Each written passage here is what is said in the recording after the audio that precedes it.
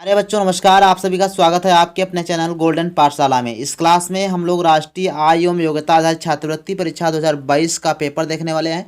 इसके अंतर्गत जो सामाजिक विज्ञान के 35 प्रश्न आते हैं उन पर चर्चा करेंगे आज हम इस वीडियो में।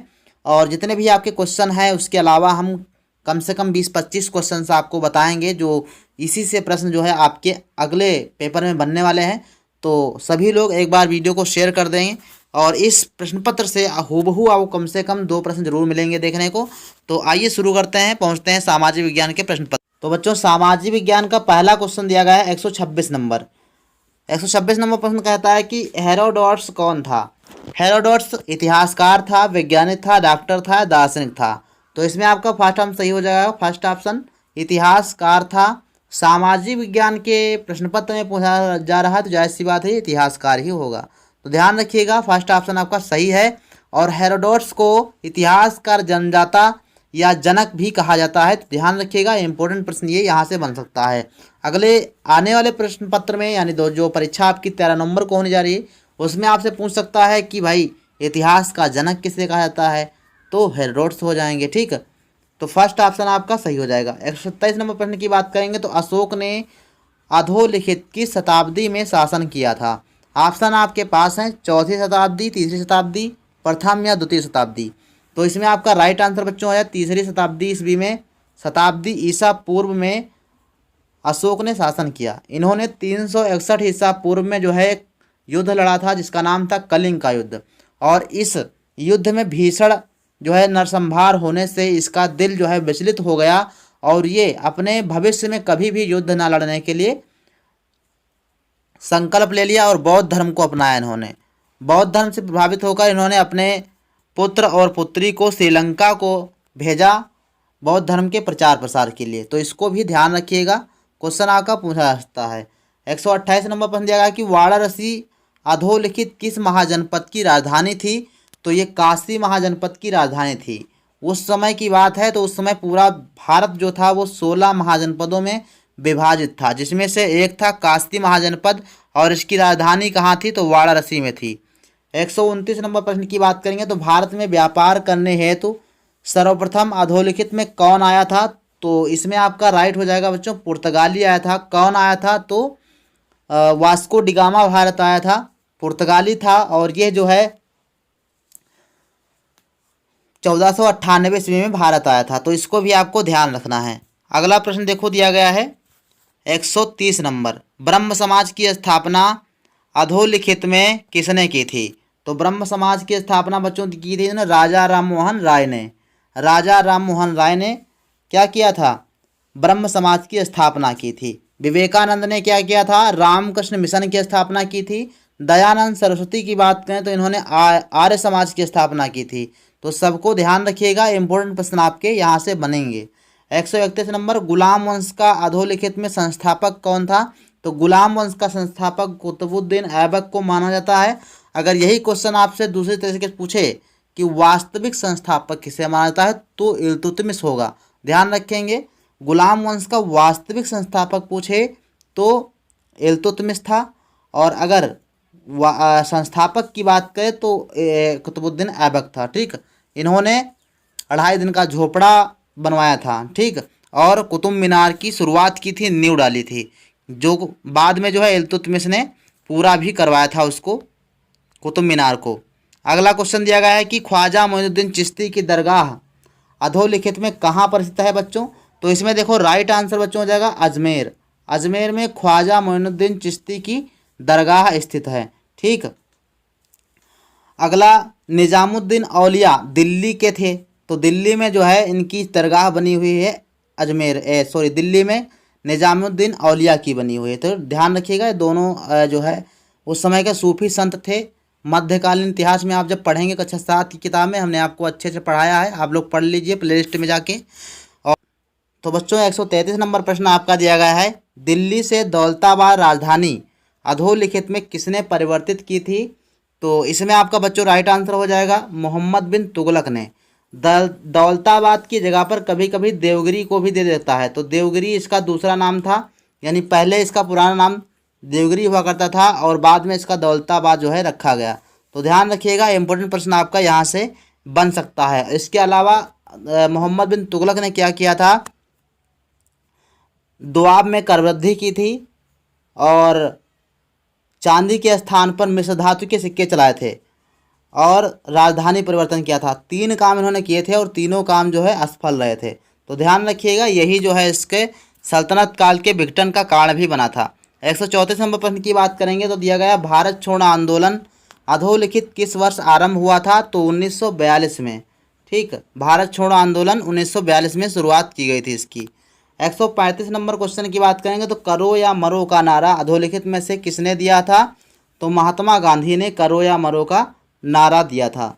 ठीक, सुभाष चंद्र बोस ने कहा था दिल्ली चलो। ठीक, ये नारा दिया था। अगला प्रश्न देखो, 136 नंबर, पानीपत का प्रथम युद्ध कब हुआ था, तो 1526 ईस्वी में बच्चों हुआ था पानीपत का प्रथम युद्ध, और ये इब्राहिम लोदी और बाबर के मध्य हुआ था। और इसी युद्ध के बाद सल्तनत काल का अंत हो जाता है और मुगल वंश की नींव पड़ती है। 137 नंबर प्रश्न की बात करेंगे तो बौद्ध धर्म की नई शाखा महायान का उद्भव अधोलिखित किस काल में हुआ था, तो ये बच्चों हो जाएगा कुषाण वंश। कुषाण काल से जो है मानी जाती है, कुषाण काल में महायान शाखा का जन्म हुआ था। कुषाण वंश में एक कनिष्क राजा हुए थे। कनिष्क राजा, इन्होंने जो है बौद्ध संगीत करवाई थी और उसी बौद्ध संगीत में बौद्ध धर्म की 2 शाखाएं बन गई थी, हीनयान और महायान। तो इनको आप ध्यान रखिएगा। 138 नंबर की प्रश्न की बात करेंगे तो लिखा है जीएमटी दिया गया है यहाँ पर। तो जीएमटी से तात्पर्य क्या है, तो इसमें आपका हो जाएगा ग्रीनविच मीन टाइम। ठीक, तो सेकेंड ऑप्शन आपका राइट हो जाएगा। 139 नंबर प्रश्न की बात करेंगे, दिया गया है चंद्रमा के अध्ययन को क्या कहते हैं, तो सेलेनोलॉजी या कास्मोलॉजी या आर्योडोटोलॉजी या प्लेनेटोलॉजी। तो इसमें राइट आंसर बच्चों हो जाएगा सेलेनोलॉजी। फर्स्ट ऑप्शन आपका सही हो जाएगा। 140 नंबर प्रश्न की बात करते हैं तो क्षेत्रफल की दृष्टि कोण से सबसे बड़ा देश कौन सा है, सबसे बड़ा देश कौन सा है, तो रूस है।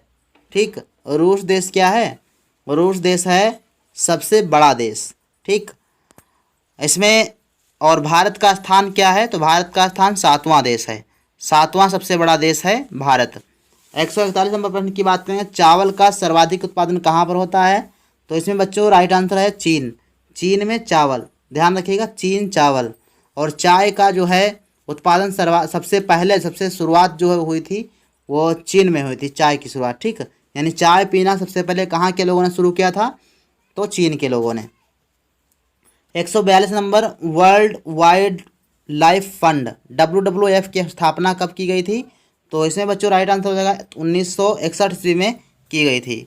143 नंबर प्रश्न की बात करेंगे, निम्न में से कौन सा देश सार्क का सदस्य नहीं है, तो सार्क का सदस्य नहीं है वो है आपका बच्चों सिंगापुर।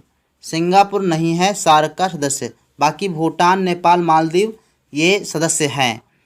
144 नंबर प्रश्न की बात करेंगे तो इसमें दिया निम्न में से यूरेनियम का सर्वाधिक उत्पादन देश कौन सा है, तो यूरेनियम सर्वाधिक जो है कनाडा में उत्पादित होता है। तो फर्स्ट ऑप्शन में राइट हो जाएगा। यूपी के जितने भी बच्चे हैं ध्यान रखेंगे, ललितपुर जो है इसका, ललितपुर में जो है यूरेनियम उत्पादित होता है। ठीक, ध्यान रखिएगा, यूपी में ललितपुर में यूरेनियम उत्पादन होता है। 145 नंबर प्रश्न की बात करेंगे, दिया गया क्षेत्रफल के दृष्टिकोण से भारत का सबसे बड़ा केंद्र शासित निम्न में से कौन सा है, यानी कौन सा राज्य है, तो 145 नंबर का जो राइट आंसर बच्चों हो जाएगा आपका थर्ड वाला, अंडमान और निकोबार द्वीप समूह। ये कई द्वीपों का समूह है, इसलिए इसका क्षेत्रफल बड़ा हो जाता है। 146 नंबर दिया गया है, पश्चिम बंगाल राज्य की सीमा कितने देशों से के संपर्क में आती है, तो एक दिया गया है, 2, 3 या 4, तो 3 देशों से पश्चिम बंगाल राज्य की सीमा 3 देशों से मिलती है। ठीक, अगला प्रश्न देखो, दिया गया है कौन से वन खारे पानी में जीवित भी रह सकते हैं, उष्णकटिबंधीय वर्षा वन, उष्णकटिबंधीय पतझड़ वन, पर्वतीय वन या मैंग्रोव वन। तो इसमें आपका बच्चों हो जाएगा मैंग्रोव वन जो होते हैं वो आपके खारे पानी में जीवित रह सकते हैं। और ये मैंग्रोव वन कहाँ पाए जाते हैं, तो ये पाए जाते हैं सुंदरवन का डेल्टा जो आपका है वहाँ पर पाए जाते हैं, सुंदरवन के डेल्टा में। ठीक, ध्यान रखिएगा। 148 नंबर प्रश्न की बात करेंगे, दिया गया कौन से द्वीप समूह सुनामी 2004 से प्रभावित हुए थे? तो अंडमान और निकोबार द्वीप समूह। 149 की बात करेंगे तो वायुमंडल में कितने % ऑक्सीजन पाया जाता है? 21% पाया जाता है, ध्यान रखिएगा, और 78% नाइट्रोजन होती है। इसके अलावा 150 नंबर प्रश्न की बात करेंगे तो नगर पालिका का मुखिया कौन होता है? तो ऑप्शन है प्रधानमंत्री, सरपंच, राज्यपाल और मेयर। तो नगर पालिका जो होती है उसका मुखिया मेयर होता है। चौथा ऑप्शन सही हो जाएगा। अगले प्रश्न की बात करेंगे तो सर्वोच्च न्यायालय के मुख्य न्यायाधीश की नियुक्ति कौन करता है? तो सर्वोच्च न्यायालय के मुख्य न्यायाधीश की नियुक्ति राष्ट्रपति करता है। नियुक्ति से संबंधित जितने भी आपके क्वेश्चन होते हैं तो उनमें आपको अगर जो नहीं मालूम है तब की दशा में आप राष्ट्रपति लगा सकते हो, ध्यान रखिएगा, ठीक है। अगर नहीं आता, अगर आता है तो आप सही कन्फर्म लगाइए, अगर नहीं आता है तो राष्ट्रपति को आप टिक कर दीजिए। ज़्यादातर नियुक्तियाँ राष्ट्रपति ही करते हैं। और राज्य की बात करेंगे, जो राज्य के अंतर्गत नियुक्तियाँ होती हैं वो राज्यपाल करता है ज़्यादातर। 152 नंबर प्रश्न की बात करेंगे तो भारत में संविधान दिवस कब मनाया जाता है? तो 26 नवंबर।